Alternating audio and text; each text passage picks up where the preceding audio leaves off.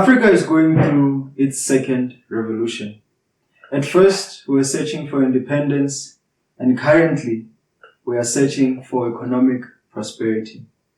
We're searching for economic prosperity in the backdrop of neo-colonization, English.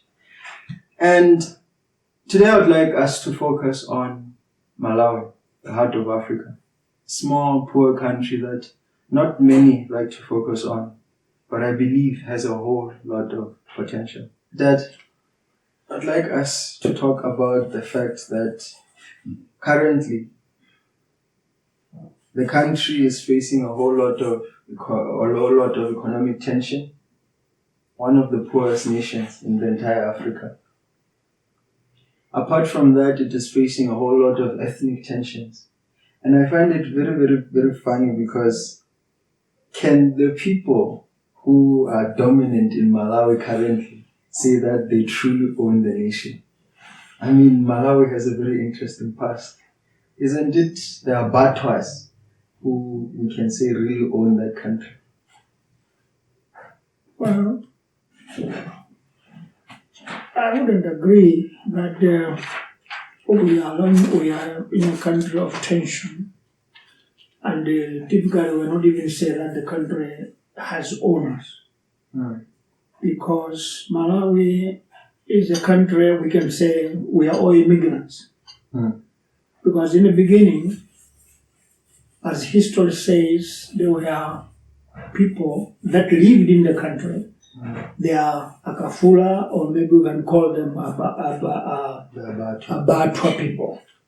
If you listen to their, or maybe get deeper into their history, you find that this tribe is also coming from somewhere, because you might find them in Uganda, you can find them somewhere in Tanzania. So it's a combination of immigrants that came somewhere, but they are the first people that arrived in the country. And the history actually says that the Abattoirs can even be found in ancient Egypt. Of course. If you read properly. Yeah, so if you go deeper, you'll find that African people have always been rotational. There have been people that have moved. Nomadic, yeah. They have been moving from one place to another, So you'll find that most of the tribes that are there in Africa, there's a tribe that is also found somewhere in some parts of Africa, which brings us to the point of when the borders were drawn. They did not follow the ethnicity. They were just drawn on the interest of the drawers. But if they look at the history, you'll find that the borders could be different. Completely different. So, to be precise, African tribes are found everywhere. But in the case of Malawi, the first people that we know are Akafula.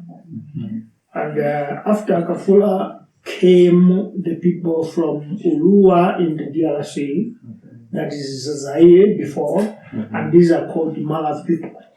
These Malawi people, it's not typically Malawi because they are Chewas who came from there. But when they came in, they found a group of people in the Malawi hill. The hill was called Malawi. So the Chewas called them Malawi people, and I think there was a part of confrontation. They were fighting, and I'm not sure whether who defeated who, because the Malawi people were found in the southern region. The Chewas, they came from DRC. They ended up being in the central region when the Malawi people are from the south. You understand? So I cannot say there was a confrontation, but I think they faced them and then moved back to stay in the central area of the country. So they are all immigrants. They came from outside. You understand? Still, if we look at more, we'll find that there are also people that came with the Arabs, and these people came from Mozambique. And that's the largest tribe in our country. That's the Yao people. They came in because the Arabs came from Zanzibar, from Asia. So from the coast of Mozambique, they came deep and then found the Yaos and took them, some of them as workers, slaves, or whatever. They entered into Malawi. Those are the people that stayed alongside the lake. And we can, if we are to say who are the first people, we can name them as the first people, because these people, when they arrived here, they called themselves Nyanja people. You understand? But these are the people that also came from Mozambique. you know. But anciently, there are people who stayed longer. Even the time of their kafulas, they were there along the lake shore. I mean, along the coastal areas of the lake. Which is why they're called the people of the water. Exactly that, Nyanja people. The Nyanja people. Nyanja people, you understand. And one thing that I would also like to highlight is the fact that you spoke about the Yaos being, having close ties with the Arabic people. And some of the things that I noticed is that, including the Chewas, they had a base in the Central Region, which is why the Central Region is such a stronghold in Malawian history. It was particularly used for trade. And when the Yaos came, I believe, from what I read, the Yaos had a stronger relationship with these people who are more technologically advanced, and which is the main reason why their fight was stronger. Yeah. You find the Yao people were scattered across the country because they all came from Mozambique. But then this Mozambique, Mozambique is a large country. And the coastal area of Mozambique is too big and too long. So when they came with the Arabs, because coming into Malawi, they came with Arabs. The Arabs that were coming to trade in exchange for whatever we were planting that time, or cropping or animals. But usually the main point was slavery. They came with the Arabs to look for people that they can buy. So some of them did not go back. They settled. So you find them more in the districts of, we can find them in the whole country. Only that Lake Malawi is bordering Mozambique the other side, so they couldn't stay there because that's Mozambique. So they had to go down to enter into Malawi from where Lake Malawi ends. That's why you find many people in Machinga, Mangochi, Zomba. They go deeper now, like infiltrating the whole southern region. Yeah. Fine. These ethnic tensions caused a shake in the Malawi Confederacy during that time. And then we had the Ngoni. The Fekane regime coming up with Zongendaba. Yeah. And we would say that these are some of the people who laid the last nails in the coffin of the Confederacy. Exactly. By then, the people that maybe said they are settlers, who were saying this is home, we can say they are the Malawis, and then supported by the Chewas. But then the Yaos were already there, only that they were scattered. But then that's the largest tribe in the country. Now, what happens when people settled in corners of the country, in some part of the country, still this time immigration was still growing up because there was a lot of tribes that were coming. You know, Africans, the Bantu people, they came from the Sahel, go down west, and they could go up to the end of Cape Town and start going up again. So there is now the tribe of the Zulus in Southern Africa, particularly South Africa.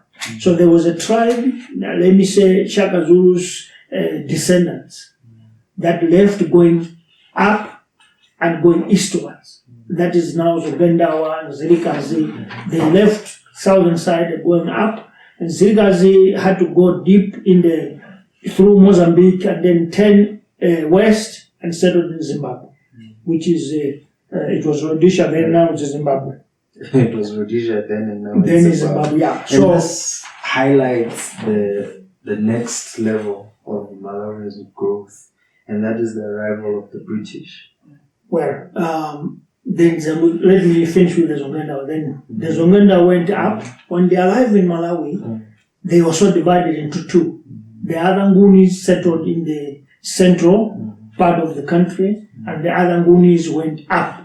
This is what we call Ngonis in Nincheu, and now we call Tumbukas those in the northern side. They are all Ngunis who came from from south and south. So you're South saying that at one point in time, the people of Zongendaba, the Zulus, came Yeah. from the south, Yes. came up, and once they reached Malawi, they They separated, split again. and then went to go and form new tribes New up tribe up and new tribes and the down. other tribe down here. Okay. Yeah. What differences do you see there between the Ngonis up in the north and down? You know, the history that we read or that we hear might not be very accurate. But if you look at how the African people scattered the continent, you find there were reasons. Either they were looking for grazing areas, they were looking for better places to settle, or maybe they had something that they want to do like animals, so they wanted to settle in good places. But let's not forget about tribal conflicts. Sometimes a brother and a brother may not want to stay together, so you take your family, go the other side, and the other one remains the other side. But these are Nguni people coming from the same tribe of Shaka Zulu, but they split in Malawi, and some went north, some remained in the center. Yeah. And let's not leave out other tribes. Yes, the biggest tribes in Malawi are the Yaos, the Chewas, and at first the Abatwas. These are the biggest in Malawi's history. But then we have other tribes like the Nyakusha and the Sukwa and the Lambia. What can you say about them, including the Ngondes? Yeah. The main tribes that have history are the Malawis, the Akafulas, the Ngunis, the Yaos, you know. So the other, we can say splinter tribes, because the Yaos is the largest tribe, but they've got splinter tribes called Lomais. They come from Mozambique, but this other splinter tribe comes from a mountain called Ngulu, the Ngulu mountain in Mozambique. When they came in, they are part of the Yao, but they gave themselves a name that they are Ngulus. These are the Roma that we know about today. So in the north, the same tribe of Ngunis, I think when they settled in the north, they found small groups of people. But I'm told the Lambia, the Nyakusha, the Kondes, The Senas. No, Senas are from the south. But these ones that I'm mentioning, they might have some ancestries in the northern part of Malawi, which is Tanzania. Because most of them, they come from Songea. Songea is a district bordering Malawi and Tanzania. Others may have come from Zambia side and part of Lubumbashi in the DRC. So you find that there might also be some tribes that are following this main tribe of the Chewas. You understand, smaller tribes. So they come and settle. Then they are part of the northern people now. So Senas are also different people. They come from, Sena are the same, you can say descendants of the Chaka Zulu because they come from Mozambique side, coming to settle into Malawi. You understand? So we cannot say there is a main tribe or the origin tribe of the country apart from the Akafula. All others, apart from Akafula, they are immigrants. They came from outside. Colonization was a very painful part in many African countries' history. Colonization was a painful past for the entire whole Africa. continent. The whole continent. The West used Africans as a means to generate more capital for themselves. Exactly. Now, how did this past of colonization affect Malawi, and what are some of the most important situations in there that we are supposed to look at? I think we should look at on the colonization. In the 1492, the Portuguese were the ones that conquered. In other words, they discovered much of Africa. And they were taking over areas. So you're saying that the Portuguese landed far way before the British came? Yes, Portuguese were the first people that arrived before the British, because the British came when Malawians had to go and ask for help. Ask for help in what regards? For protection. Okay. the British were consulted or requested that can you come and protect us, because we see the Portuguese, they are now coming in, they might capture, they might conquer us, they might occupy us, so we need protection. That is why Malawi in its foundation is called a British Protectorate, and that was in 1893, meaning that it was protected by the British. It was not a territory or colonized nation, it was a protectorate, a space that is being protected by somebody. That is what happened in 1893. You understand? So within this protectorate, we had people like John Chilembwe, who was rising up because of the conditions that they had under British rule. We were trying to run away from the occupation of the Portuguese, and we ended up in the hands of the British, who also came in harshly, because if you understand the European occupation of Africa was about resources, about manpower, that's the trade, about our everything that we have. So even though the Portuguese did not conquer us and the British came to protect us, still they had to get something from us. So there was colonization. They had to take over. They came in and installed their own city, a town called Blantyre, because Blantyre is not an African name, it's not our name. It's a town in Scotland. In Scotland, there is a town called Blantyre. So the one that was given a mandate to say, go and take care of that protectorate was somebody from Scotland. His name was, I don't remember, but his name is a Scottish missionary. He's a missionary. He's coming from an area called Blantyre in Scotland. So he came and settled in southern side and created that town called Blantyre, which is now a district. And that was 1876. So did this person come before David Livingstone or after? Was he David Livingstone? No, that was after David Livingstone went to report to Queen that I've also discovered another area called Malawi. And so he's the person who gave the Nyasaland. He's the one who gave the name Nyasaland, because when he came, that was in 1859, he came in and to them they said they discovered. But that's not what, I don't believe it's discovery. You come and find the people, they are already there, you can't say you discovered. But according to who you sent you, then you go and report that I discovered, because you are telling someone who sent you. But in Malawi by then, we had our lake, there were people around there, so you can't say you discovered. You say that you find, not discovered. The pompousness of the British is something that we'll have to talk about on another day. Exactly. So, yes. Then Livingstone went back to Queen and explained, I don't know, by that time it was Queen Elizabeth or Queen I or King George, reported that I discovered.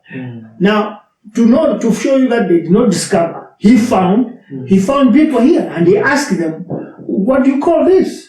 Then the tribe that he found there were Nyasa people.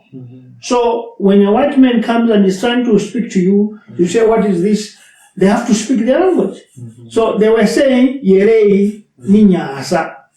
It's your language. That this one is a lake. So this one, the word Nyasa was something new to him, he thought it's a name. Then he said, okay, this is a land of water, a land of lake, Nyasa land. Then he went back and put that name. And we got that as the name of a country. You see how funny it was? So, fine. We had the fighters like John Chilembwe. And from what I heard, he was a priest. Yeah. What happened was, when he went to report back David Livingstone, Queen Elizabeth sent his own people, or let me say the monarch by then, sent the people that would come protect this area. So they came and settled in the parts of the country. They created missionaries. By then, these British did not believe that they could use guns first. They wanted to use the Bible. So they came and created many missionaries, and they gave them a mandate to go for conquer. But you cannot go and conquer and fight. You rather use the other name. So they came with Bibles and the missionaries, they created them a lot. Even in Blantyre itself, it's a mission. It's a church. It's a Church of Scotland that settled there. So in 1876, the Blantyre was set with the name of Nyasaland now. Then by 1899, young people like us were born. One of them is John Chilembwe. So they would see that there's oppression because now we were all working for the white people. They created farms, they created businesses. We were going to work for free. And it was by force, mandatory. You have to be there and work, but you don't get anything. What you do is just get meal and some food by then, but you are not paid. In our system before, we used to call them tangata. Every white man who comes, by then, our parents used to call them tangata people because they forced you to work. Tangata, it's just helping. You are not paid, you are just helping, you are not working. It's called tangata. In our language, it's helping. And so that system of tangata, irritated many young people. One of them was the missionary who was working in the church of white people, and that's John Cherub. So he recruited some of his friends, and that is how the liberation started of self-rule. That was 1900 to 1915. Yeah, 1914. When John before he was killed, he died in 1915. He was shot, they say. Well, that is what people want us to believe, but the true history says he fled into Mozambique. And somewhere in Mozambique, that's where he died. Some others say he went back to America, so there's no proof because we don't have a grave where we know that John Cherub was killed here and this is his grave. So we don't have that in Malawi up to now. Well, from what I heard, he fled to Mozambique. He fled to Mozambique. To ask for more weapons, yeah. From the Portuguese. From the Portuguese, exactly. And then failed, came back and shot in Malawi. Well, we don't know because the books don't exactly say whether he was shot, whether he died or for whatever causes, but we just know that he died in 1915 because nobody saw his death, nobody saw his grave or his funeral. We did not mourn him in the country by then. So we just say he died in 1950 because that is the time we never heard about him. During this time, or the death of John Cherub showed us how strongly the British wanted to keep control of the country, yeah. And it showed how brutal they were. Because not only he was not the only person who was shot. No, it was a team. Many were in prison. It was a team, yeah. Many were killed. But I found it rather interesting the fact that the first freedom fighter of Malawi, John Cherub, was a missionary. Yeah. I find it interesting because further in Malawi's history, we can also call out the fact that Malawi has not racial but religious tensions. From what I have heard, the Yaos and the Muslims who came with the Arabs, and then the actually it's not a tension, but there's what we call in India they call caste system, a division of beliefs. The British came with Christianity according to their mission. They created Church of Scotland in the country. And these Arabs, when you are coming from Zanzibar, Indian Ocean, coming to Mozambique, they had their own belief, and that's Islam. So they had the majority of people that were following them.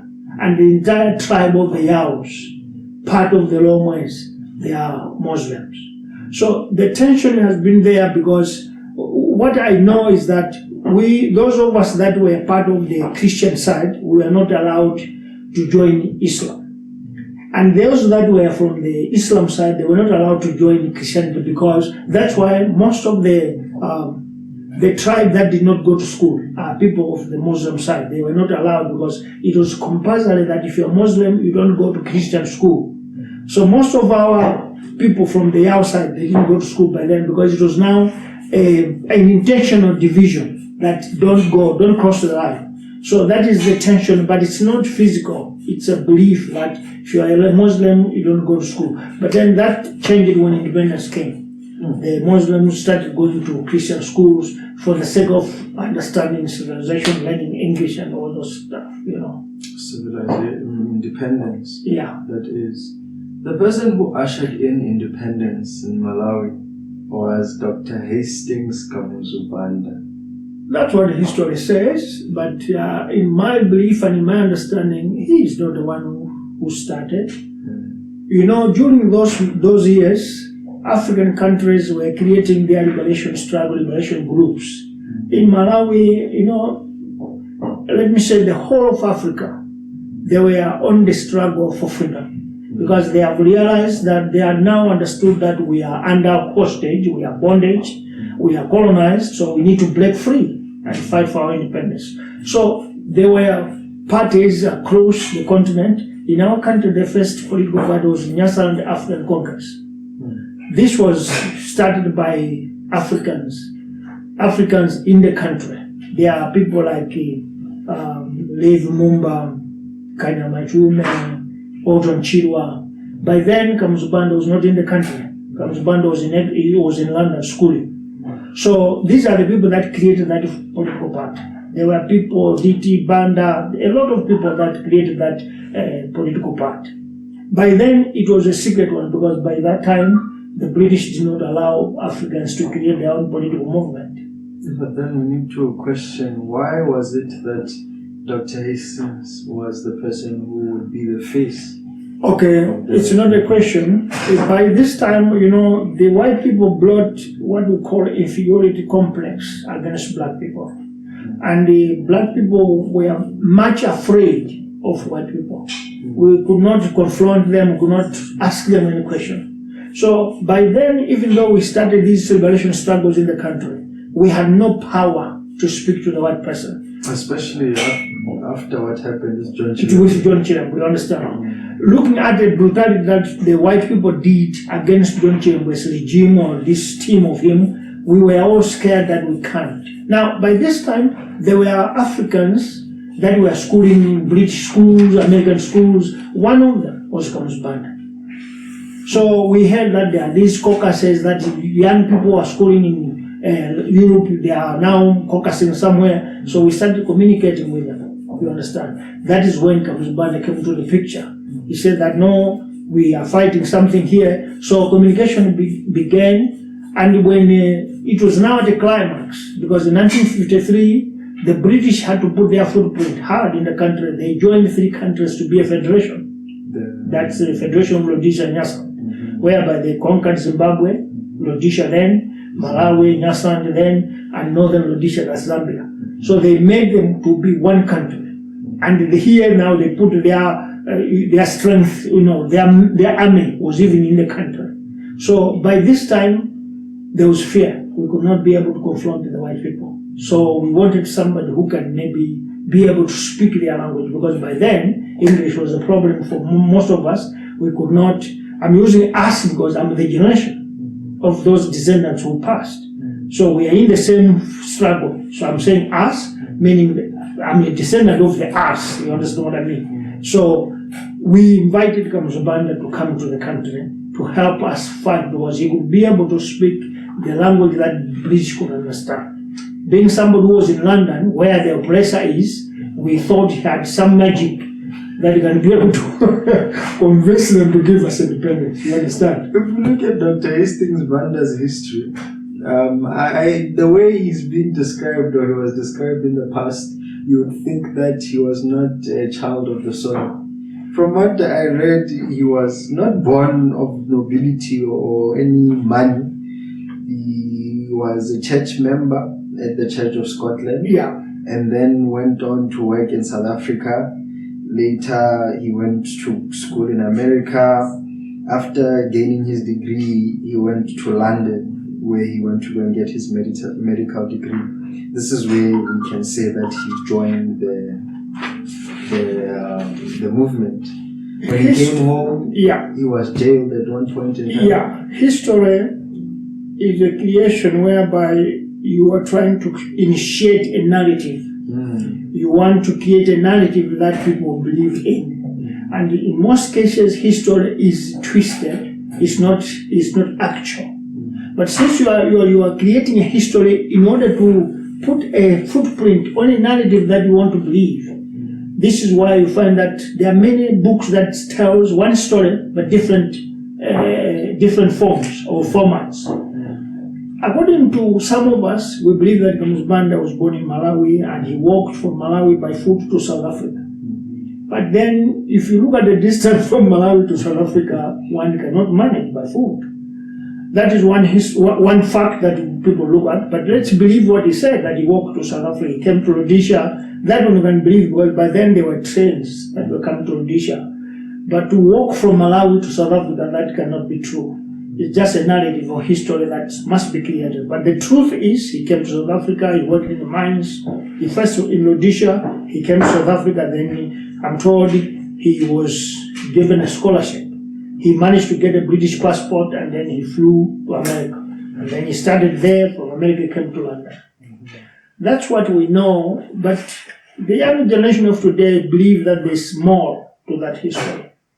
But this was created to make a narrative that we should look at the historical part of us in the struggle for independence. He came to free us, he became a president of Malawi. Let's believe in that narrative, but the truth is somehow is hiding. And I'm sure as we live, it will come out. So what are your speculations when it comes to the truth?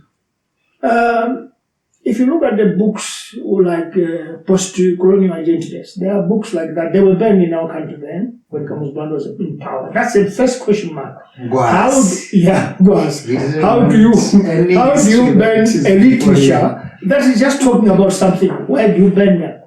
That means you are trying to hide something. It was controlling the narrative. Exactly. So it's like the truth is, the little Kamus Banda that was born in Malawi, his real actual name was Akim Mukankwala Banda. Akim Mukankwala Banda is the little Malawian who was born in Kasungu, and for sure he went through that path of Rhodesia, South Africa, America, just like what John Jirabo did. But now, how did he come in? There are two conflicting reports that comes that he is either Richard Armstrong from Liberia or from America, or from Ghana, because when Kamus Banda, during this time of fighting, he left Britain and came to study, to practice his medicine in Ghana. The question mark is, why don't you go home? You understand? Why didn't he come and create that clinic in Malawi? Because we needed his services. But he went to Ghana, where we can say, because by then Malawi wasn't free, Ghana was free. We can say so. So we cannot clearly know what exactly happened. But then rumors are spreading that he may not be an actual Malawian. Some people say he could not speak our language, but I've heard him on several occasions singing songs in our traditional, in our venerable language. So, but that truth will come. That one I'm sure. The truth will come, because when he came home, he did not get married. And up to now, we don't even know whether he's got kids or what, you understand? What we know, the woman that was close to him was called the official hostess. And what is her name? Cecilia Gajamila. Cecilia Gajamila, yeah. Now, if you mention or you give a name to somebody who is taking care of you in the house, you say this is the official hostess. Not a domestic worker, not a maid, but you say official hostess. And when you're addressing her, you say mama. But there are rumors that I read about that claim that she was the person who was truly controlling Malawi, because there was no one who was allowed to see. You're talking about the queen, the wife. Let me say so. The wife. The mama. No one could see the Mwazi without her. I think this is where we should come with a new direction of our country. Our country has something that is wrong, because that situation that you're talking about is still happening up to now. It's now like a tradition or our culture of politics in the country. During that time, there were two powerful people more than Kamus Banda himself, and that was this hostess and her uncle, John Dembo. You understand? These were the most strongest people that you cannot go to Kamus Banda without going through them. And most of the people, I have in this struggle, we have our chairperson who died.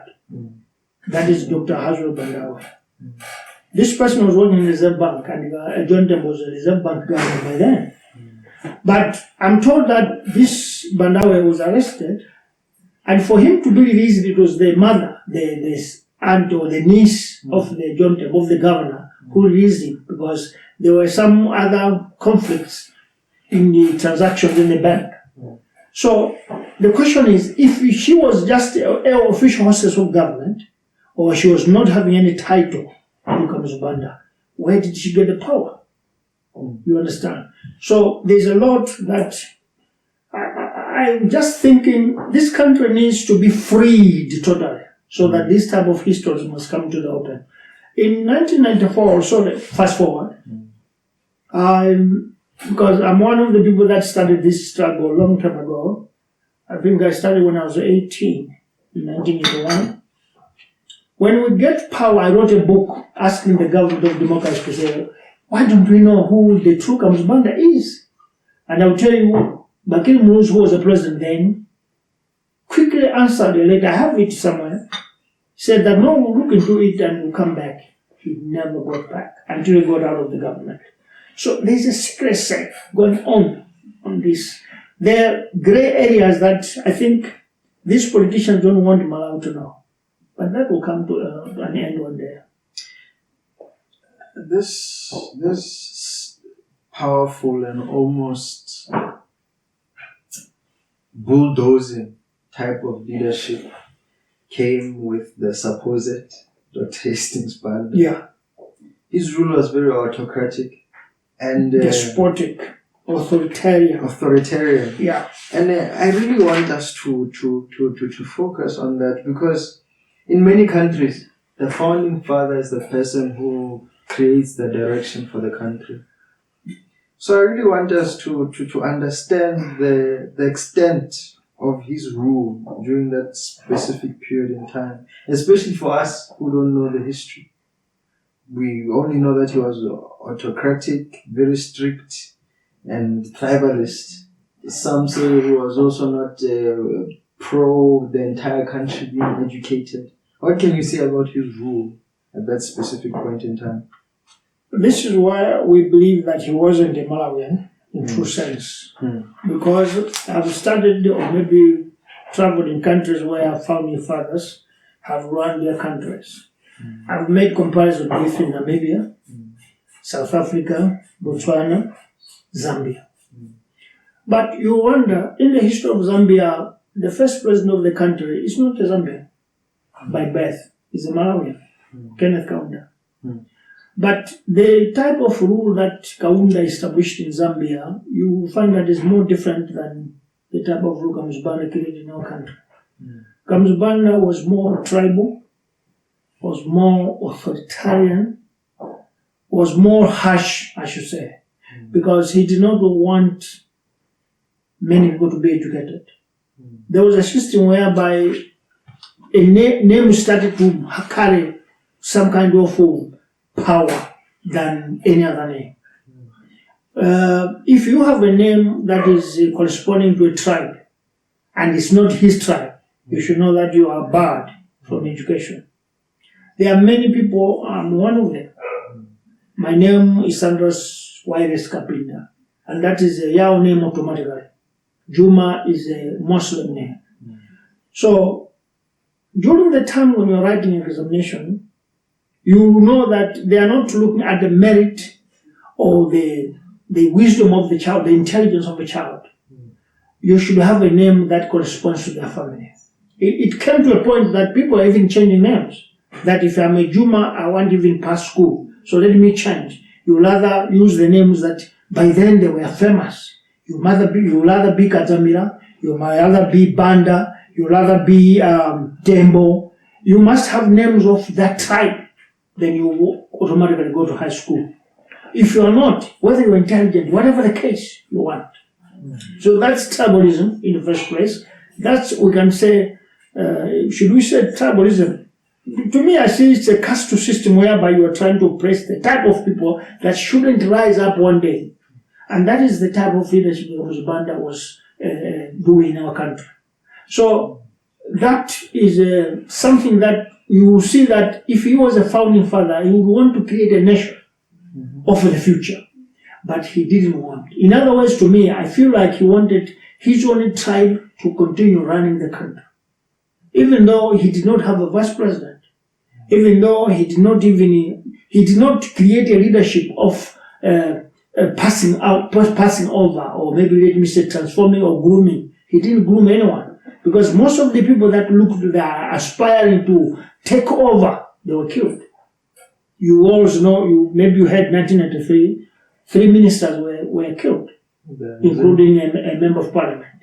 The Mwanza 4 issue. The Mwanza 4, you understand. And before then, most of the people that were intelligent, and if they are coming from another tribe, they either disappeared or they had these car accidents, staged car accidents. Many people, Dunduza Caesar died like that, and most of the people ran away.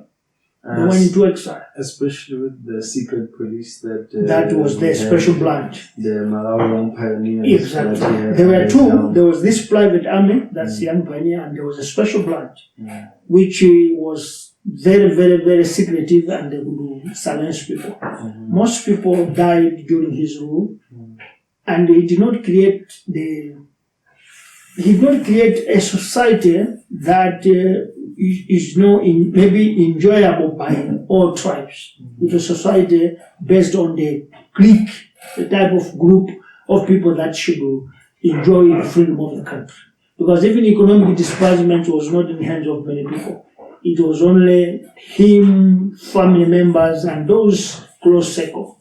And if you are also playing, you could lose them because you kill you and confiscate all your property, and he takes them.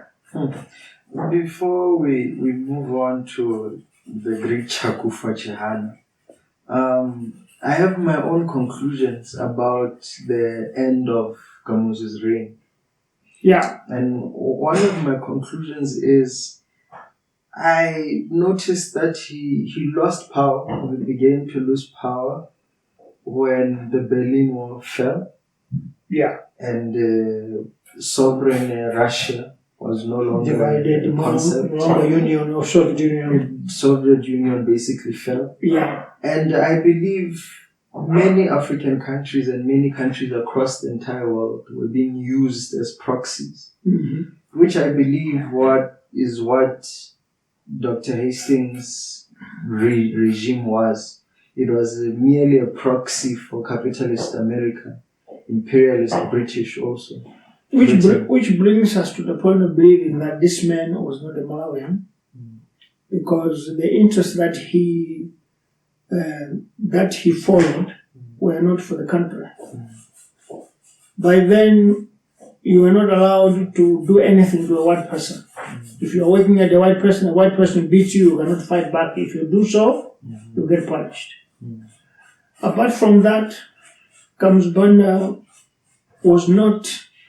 You wonder the ideologies he followed were not African ideologies. Yeah, I mean, he wasn't part of the movement. Exactly. Movement, during this struggle of African independence, all the political parties that were formed in Africa, they had a name Africa. You talk about Nyasa African Congress in Malawi, African National Congress in South Africa, Pan-African Congress in South Africa, Zimbabwe African National Congress, that's ZANU.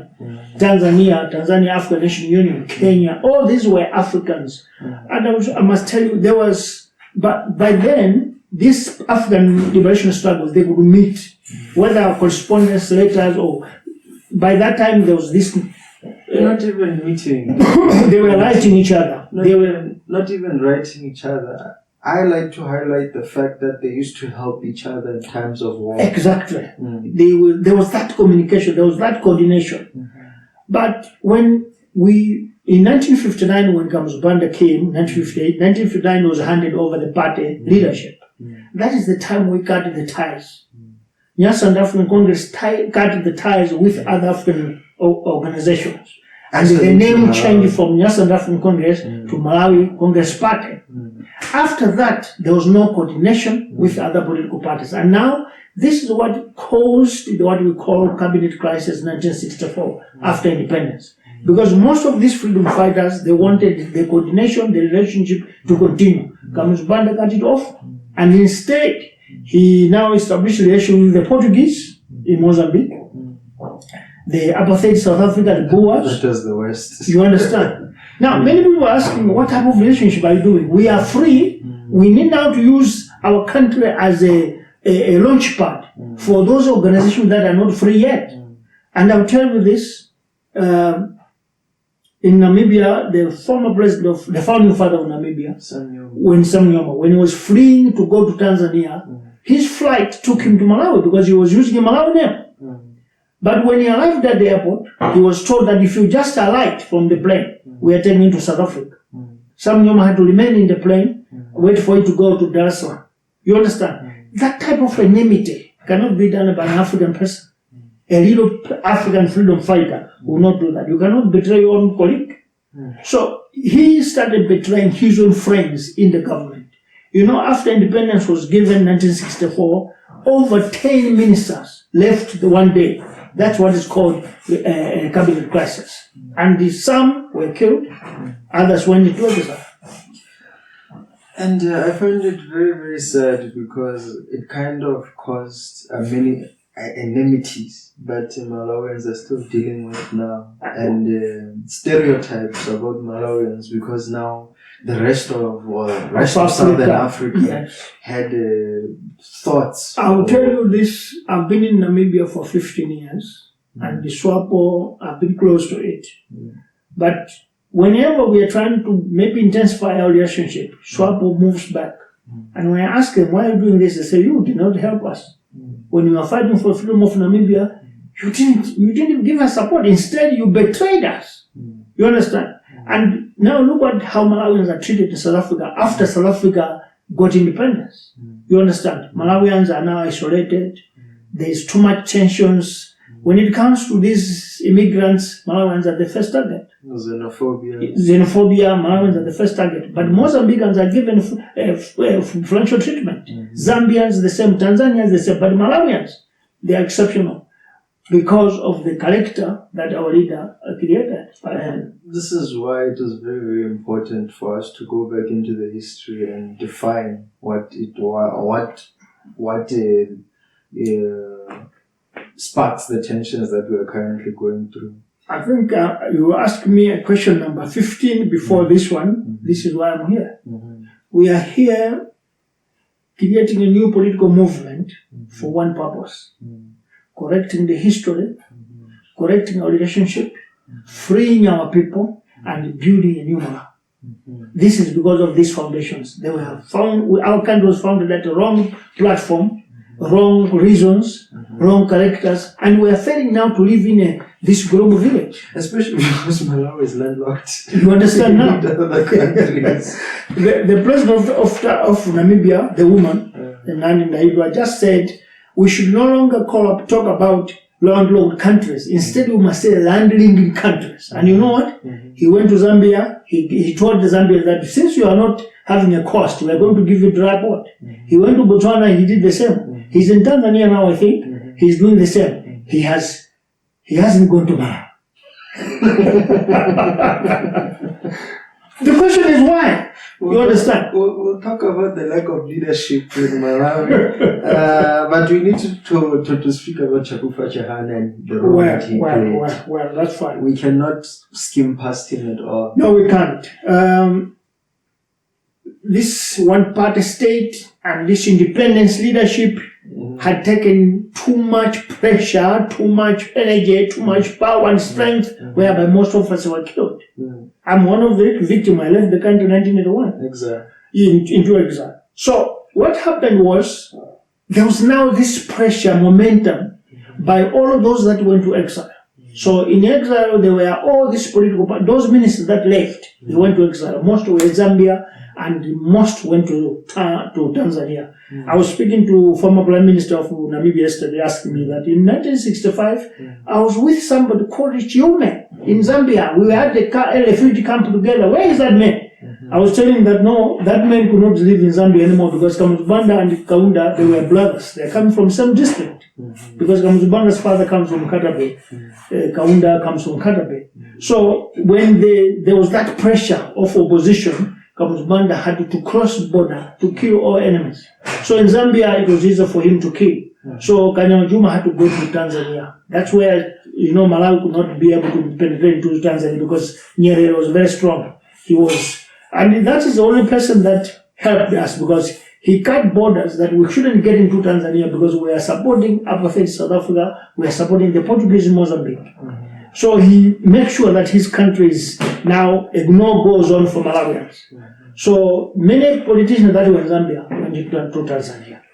Now, these exiled people in Tanzania, Zambia, others were in Zimbabwe somehow, they created a forum whereby they were talking about Kamuzibanda's brutality, atrocity that he committed.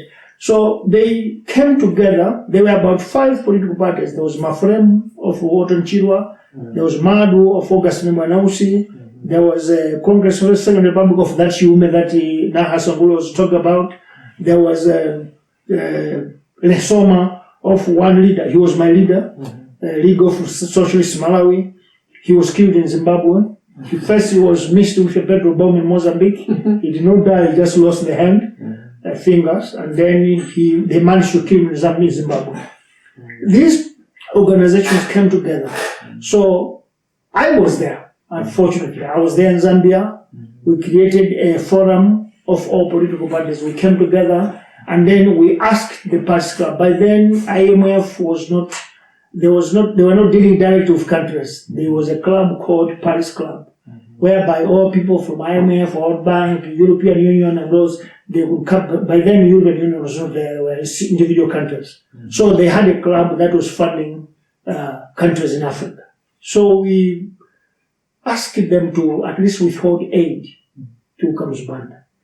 By then, in this conference, there was people like, we were in Tanzania, we were in Zambia, and there was one guy, Kamule Pokaloa, that this country always forget about. He's the one who started what I had been doing since 2016.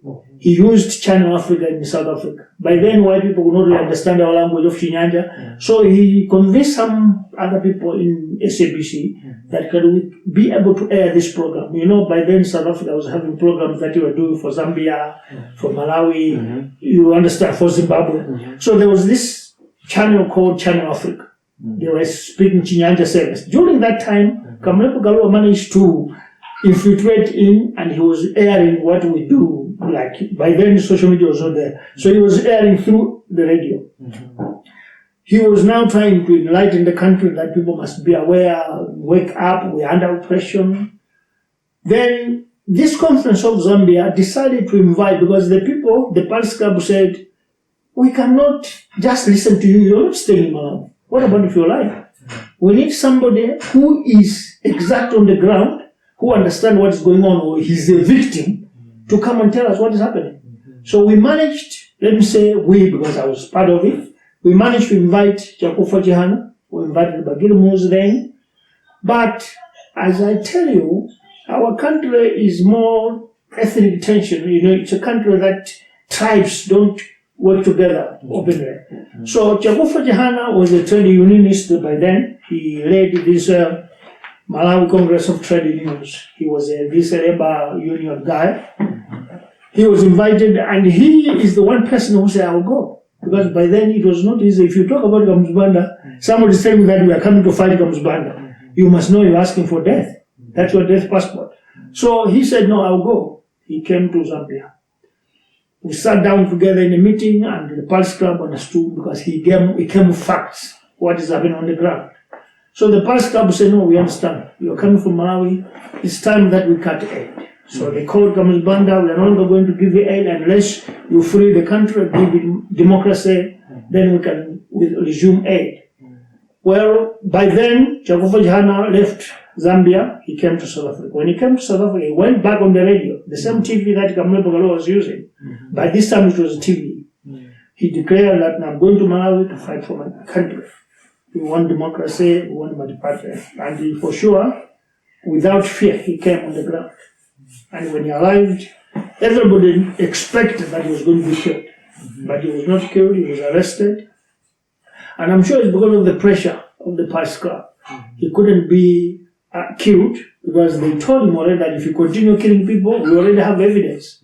So he was just arrested. But now, that is now the beginning of the movement for change. Matipade started now to cook in the bedrooms, in houses, in everywhere, churches, people are talking about it. Until the pressure was high, and Kamuzibanda had to, you know, sometimes you get defeated. he said, I'm not just going to give Madibade, I want people to choose because the people love me. I heard yesterday, sorry to tell you about the story of today.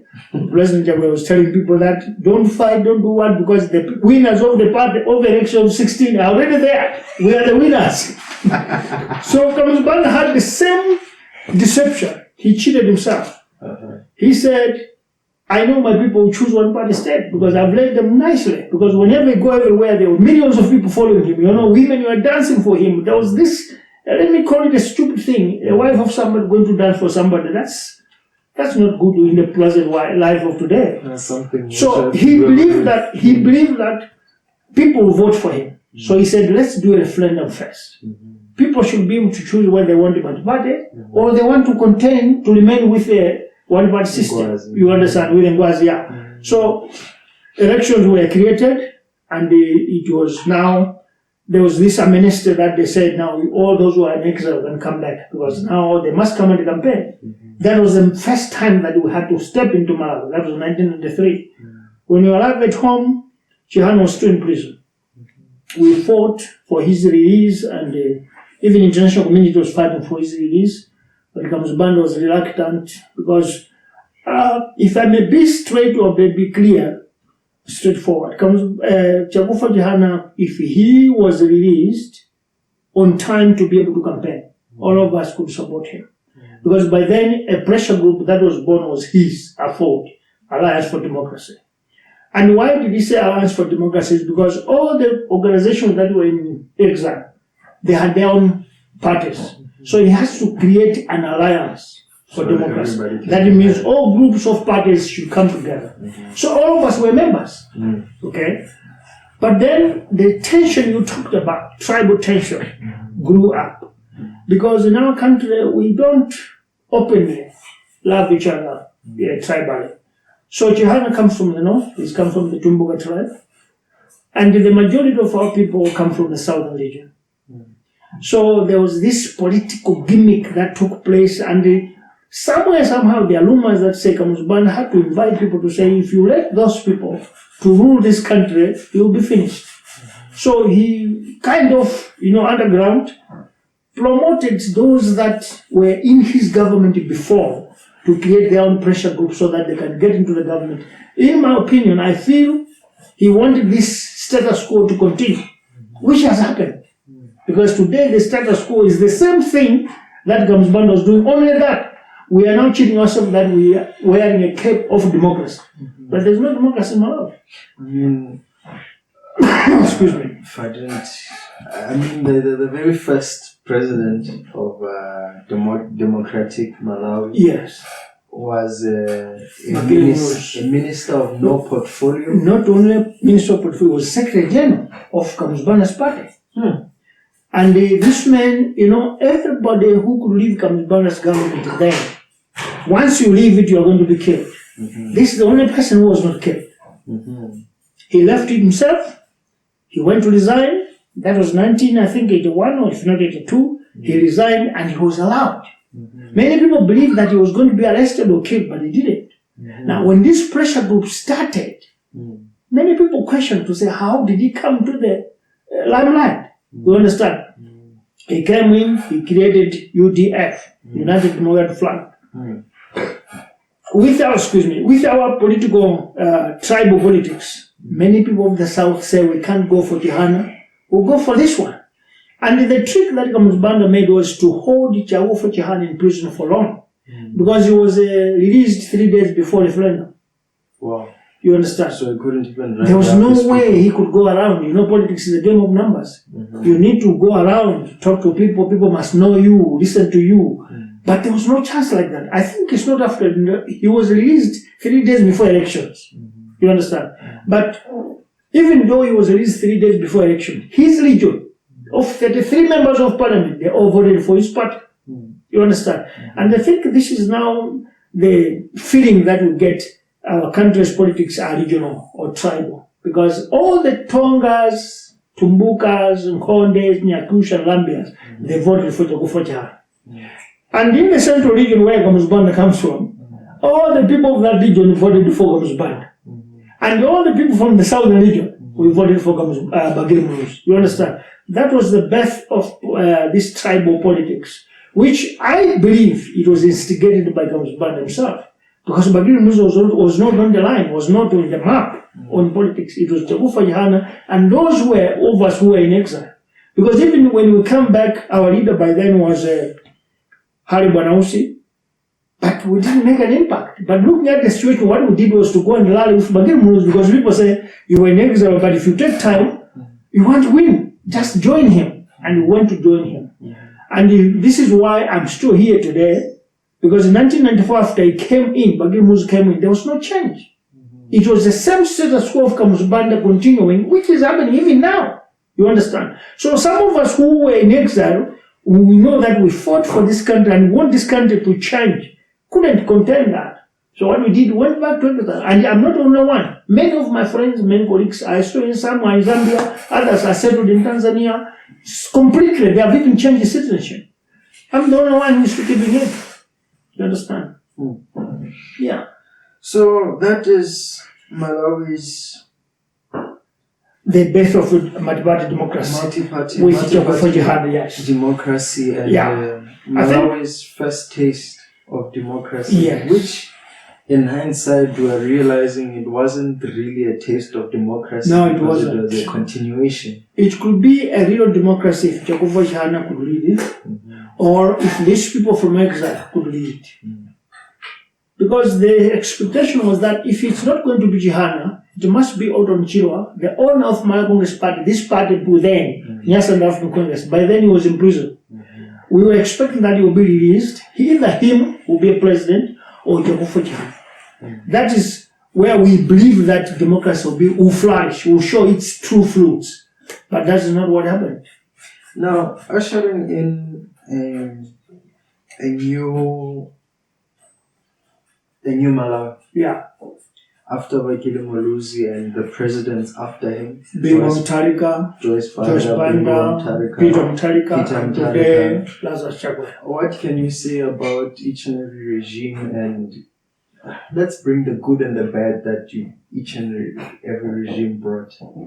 I will tell you that democracy was half-cooked in our country. Half-cooked because it did not deliver what democracy is expected or is entitled to do. It was a half-baked because what we had was now the chance to vote for presidents, a chance to vote for members of parliament. But typically or deeply, our country did not transform. Why am I saying this? Ever since we changed from one-party system to multi-party democracy, economically, socially, our country is the same. I'm trying to insist on this because in 1964, there were 2 million people in the country. Our economy, GDP, was maybe 500,000 pounds by then. Now today, we are 20 million Malawians plus. Let me say 21 million people, or 22, somewhere there. Our GDP is less than 1 billion, or 1 billion. And what we need in a country for 22 million people, it's 3 billion. You understand? So we compare 1964 to 2025. You'll find that we are living maybe lesser. The people who were in 1964, those 2 million people were more better than who we are today. Meaning that there's no change completely. You're alluding to the fact that there's not been any economical growth. No, it hasn't. There has never been economic growth. That's why I say social welfare in our country is the poorest. And don't even doubt when people are telling you that Malawi is one of the poorest countries. It is true. Now the question comes, why did we get democracy if we cannot achieve economic independence? Why are we saying we are multi-party democracy when our people are living the same style like they were before? Because I'll tell you this, all these governments that came in, there's no government that come in and go back without having blood in their hands. They come in, they'll kill. Even though they will create a story that it was an accident, somebody fall from a 4th-floor house, one cannot just fall. It's not mad.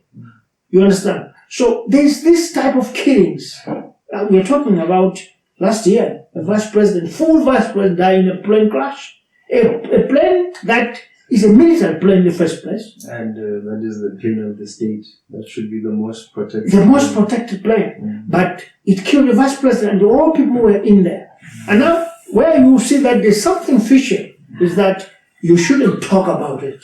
Once you talk about it, you're arrested. Why are you arresting me?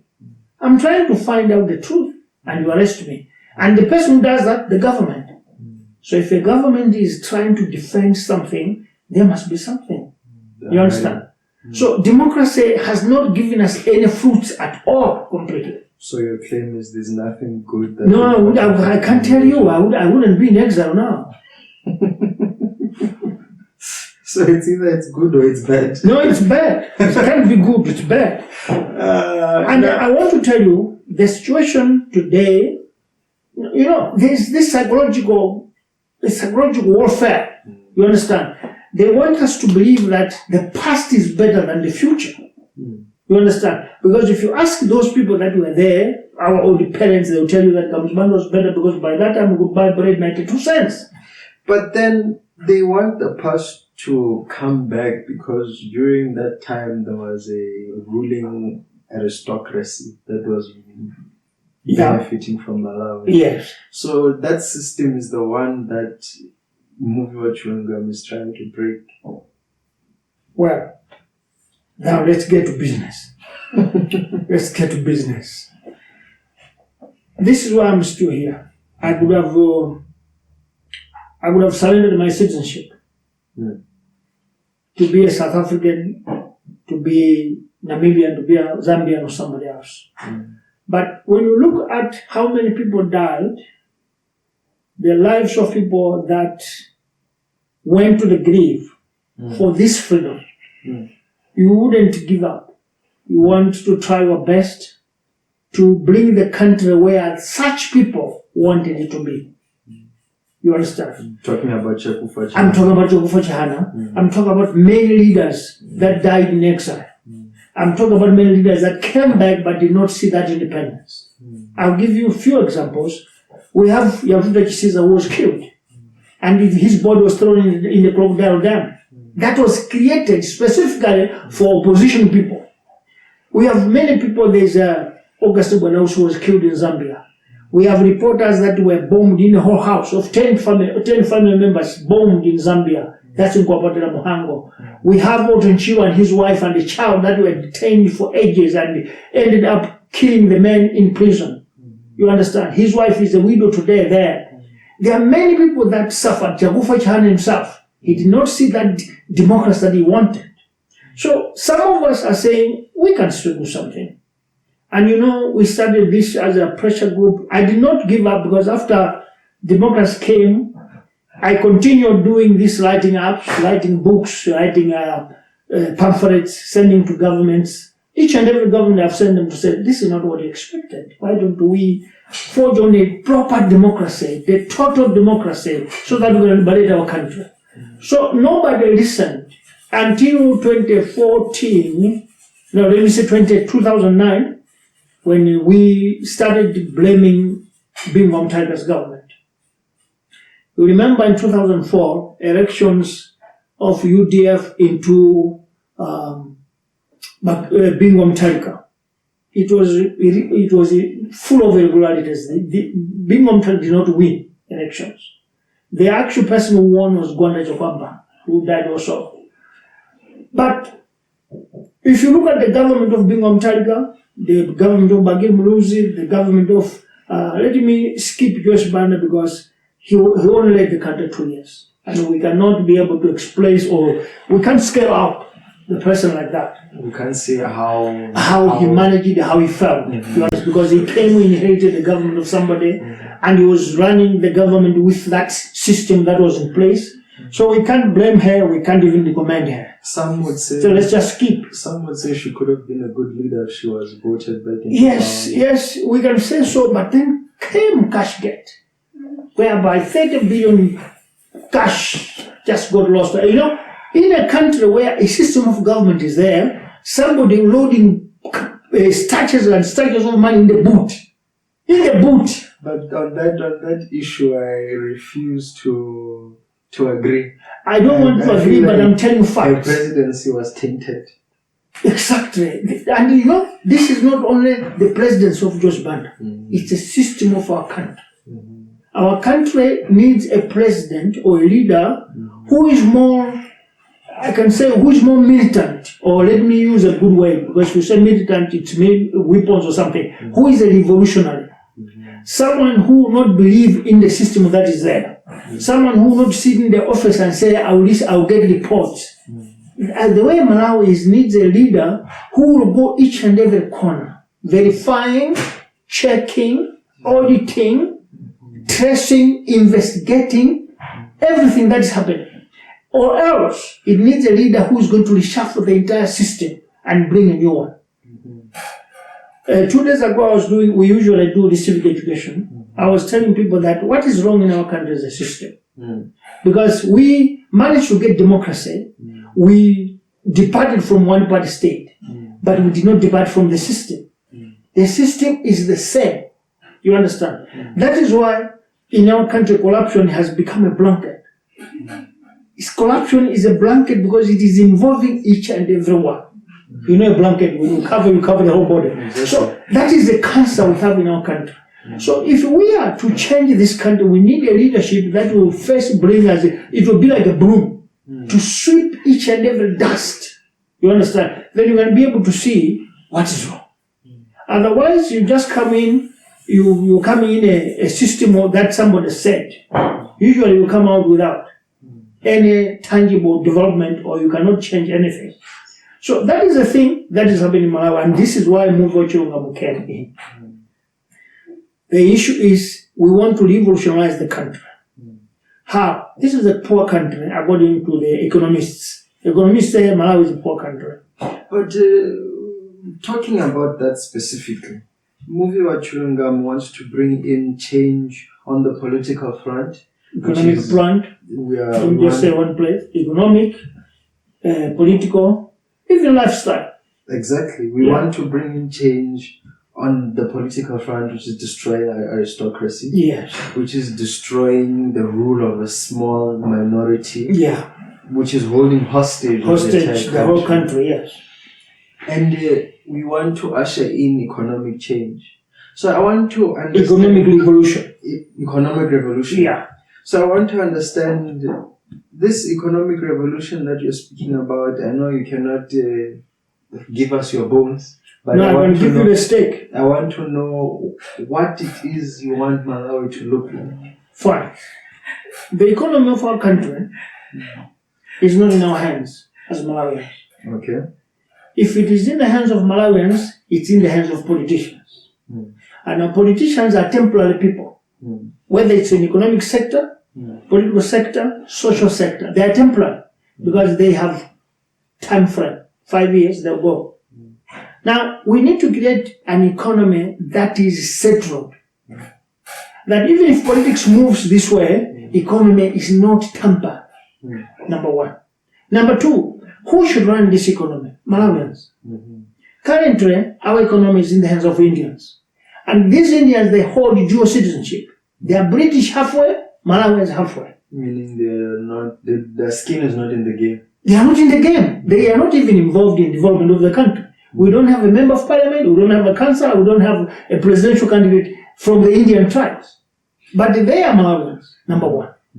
Number two, we need to create an environment of economy that will involve deeply citizens.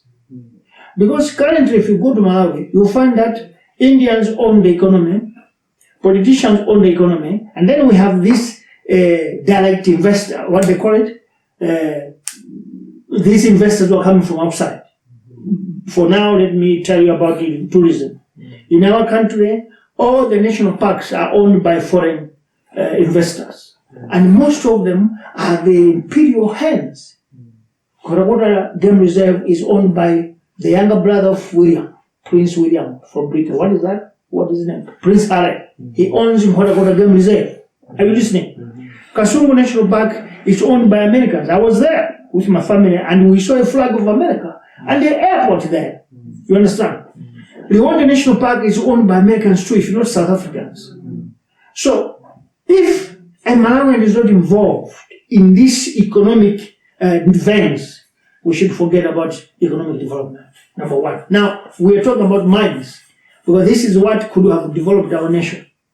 We have discovered, I think, 4 very valuable minerals: uranium, rutile, graphite, and rare earth, that they are now about to be mined. I'll tell you this painful part of it. On the uranium mine, a country is getting 3%. Are you listening? 3% is what we get as a country of 22 million people. And we are giving 87% to an individual just because he brought cash and machinery. And moreover, these minerals need to be nationalized. This is why I brought this book. If we are to develop the country, this is our book, we need to nationalize all minerals, natural resources of the country to benefit the country. That is where democracy will show wings and horns, because each and every Malawian now will taste the goodness of his economic resources of the country. One. Now, this tourism, you'll find that our country has got this, I can say, economic apartheid, whereby an investor will come and he is going to decide how much he will pay labor in Malawi, how much he's going to give to the government, and he will decide how he's going to carry his money back home. Because if you go to the banks today, you'll find that Indians don't put money in the bank. They either dig underground their houses or put in tires, take them to India or to Britain. So Muvi Wachilungamo came first not only to revolutionize the economy, but we should also revolutionize the minds of Malawians. Let's change the way we think. Because the way we are living is as good as we are dead people. Someone is now stamping on us because we are dead. Let's wake up. One thing that I've realized is that here in Africa, we lack examples. We lack examples. When Dr. Hastings came to power, there were other leaders who were also rising to power on different continents. Yeah, continents. Mm-hmm. Okay. Not countries. Different countries. Okay. We had, is it Lee Kuan Yew of Singapore? Singapore, yes. And then we also had, I forget his name, but the leader of South Korea. Korea, yes. And those... Don't forget China. China too. Yes. China, Mauritius. China. Malaysia. Malaysia also. Yes. We had all of these different leaders who also rose at the same time, but their economies are different. By then, Malawi's economy was higher than those countries. No way. I'm telling you. I refuse to go and believe. check the statistics. Mm-hmm. By 1976, Chinese economy was smaller than Malawi economy.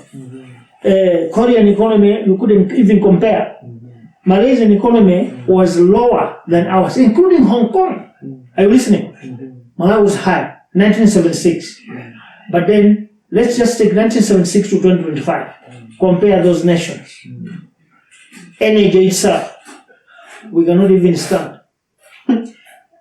Those nations, I want to focus on one in particular. Let's talk about Singapore. Let's talk about Singapore, because Singapore didn't have natural resources. And the ethnic tensions were high. Exactly. They had just left Malaysia, they were booted out of... Not left, but they were chased out. They were chased out of Malaysia. Exactly. So they were the cornerstone that the builder threw away. Fine. Now, this is where we come to the point of leadership. A country can transform only you have a visionary, dreamable, futuristic leader. If you don't have this person leading, you're going to get the whole track lost to the drain. Lee, what is his name? Lee, let's call that one. He had a dream.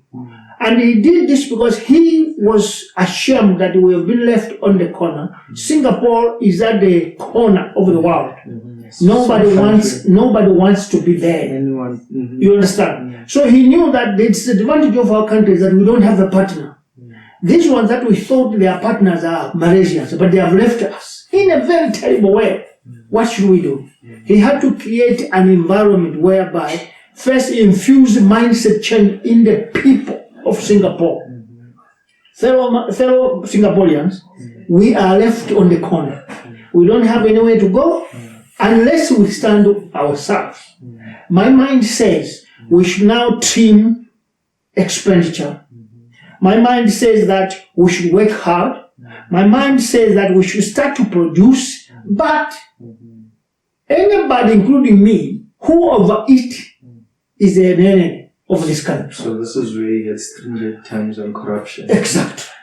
First they had to cut corruption because any nation that is corrupt, go in their house, you'll find that there is a type of food that they don't even eat.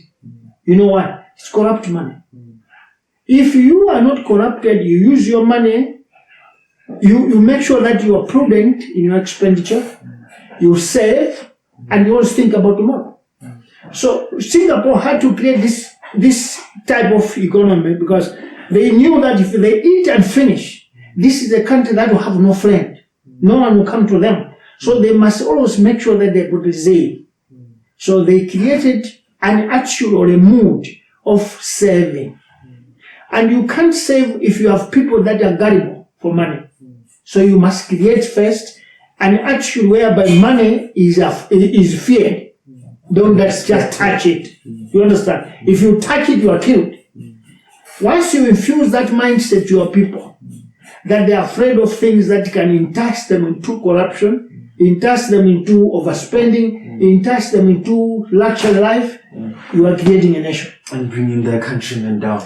Exactly. Now, Singapore invented or got baptized in these principles.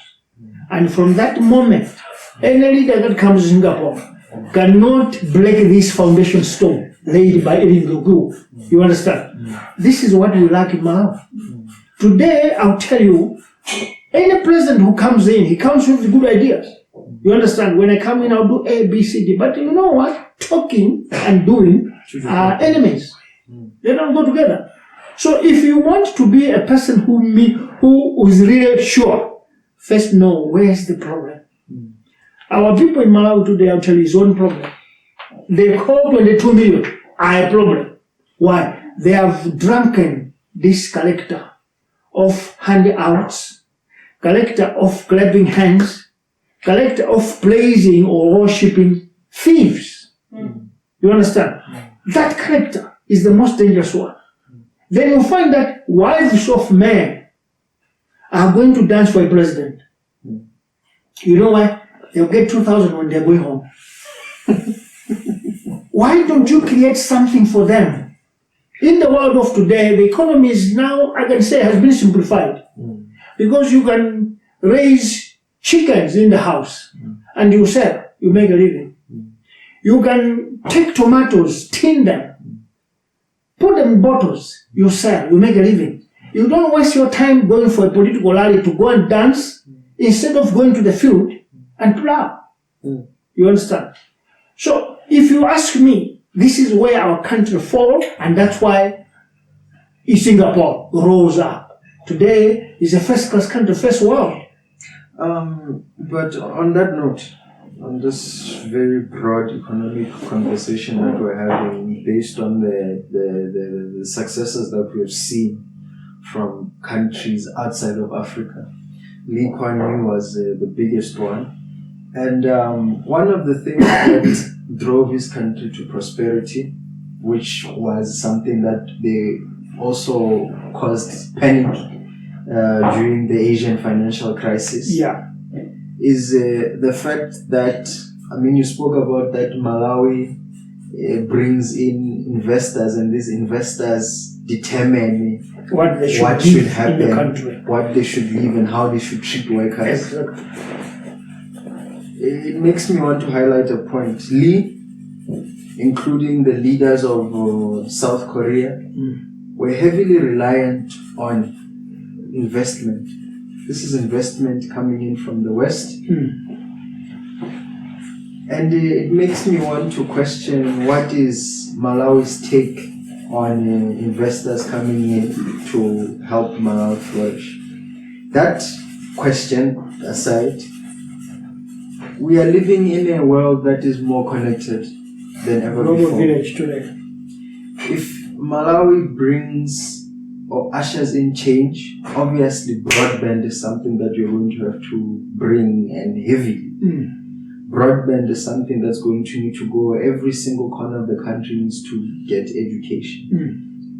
If investors come into this land of Malawi, there are lifestyles that they have seen from their homes. Let's say we call investors from the UK, we call investors from America.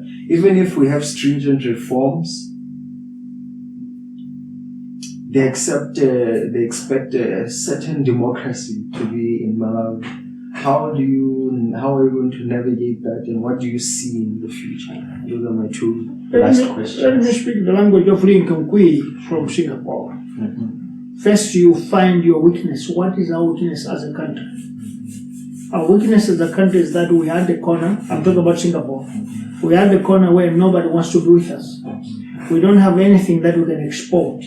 That's the first thing that you do. Discover your weakness. And then you should now find how can you energize, how can you correct that mistake. I'll tell you about Malawi. That's some sport.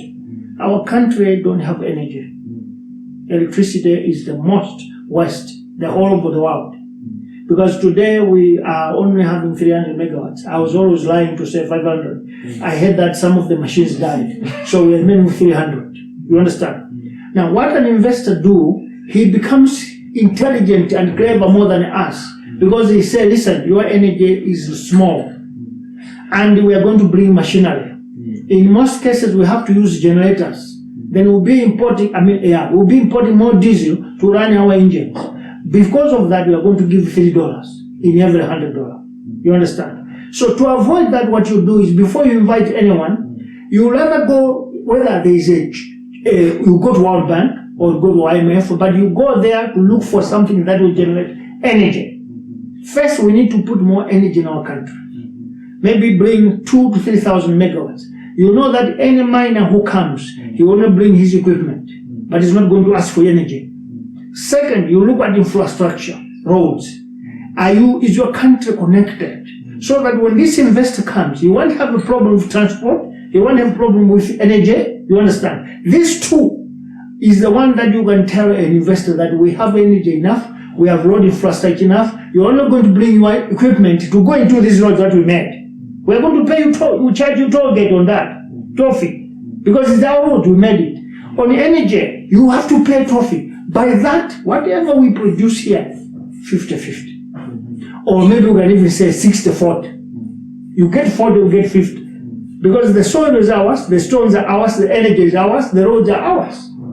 But the problem of Malawi is that these current politicians, they want the investor to come and do his own roads towards the mineral place. He must bring his own energy generators towards generating whatever they are building. Obviously, he will dictate to you. You understand? So this is the trajectory of our politics, where our politicians, what they do is sit down, not even looking at our weakness, our failures, things that can push us up so that we can speak equal language or 50 language with a competitor. That's an investor. That's a problem. So I will tell you this. In 2 mines, in Kasia there is no road network. So these people will be asked to build their own roads. And you know what? They will give you a demand. We need even tax holiday. You understand? And you know that you want that minerals there for you to get $3, you will tell them, okay, fine, 10 years tax holiday. Now, in 10 years' time, that you don't charge them a tax from whatever they're bringing, and they give you $3.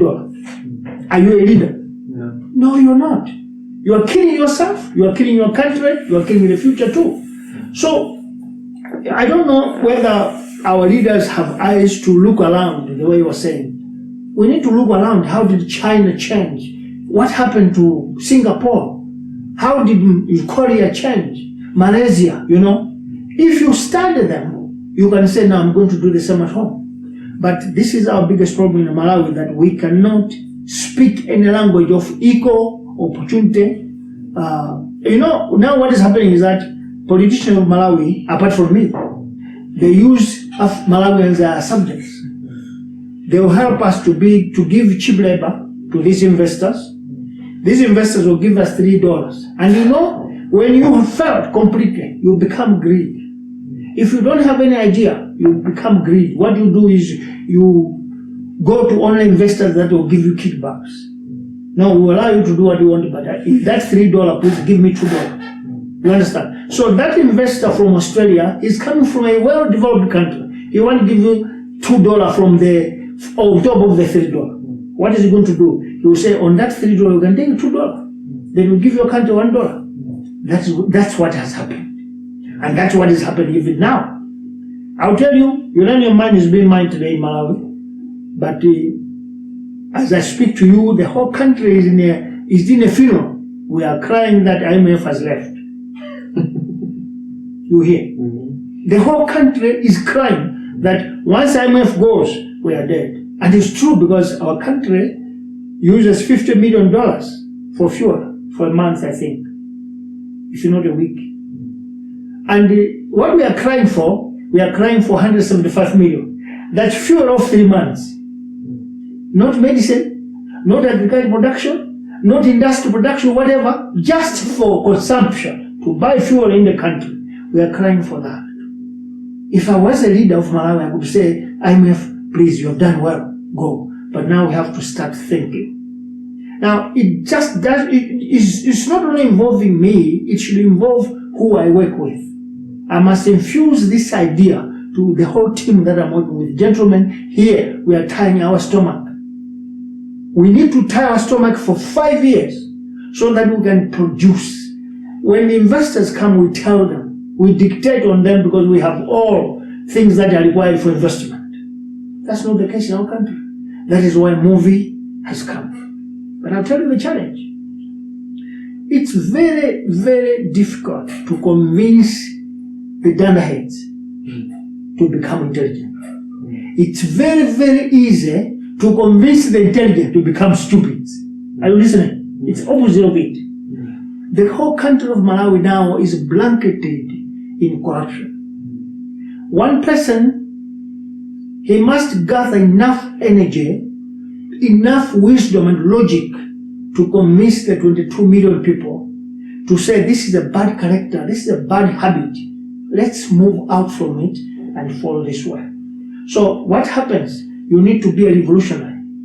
In 2 years, be a dictator. Are you listening? In 2 years, be a dictator, because if you bring democracy in these years, you must know you're going to fail. Why? They are in majority. You are alone. So you need to be a dictator to say, from now on, this is what we are doing. You like it or not. Democracy or not democracy, we are going to do this. But then don't do it secretly. Tell the people that I'm going to do this because I want us to have this, that, and that. Thereafter, you people be free.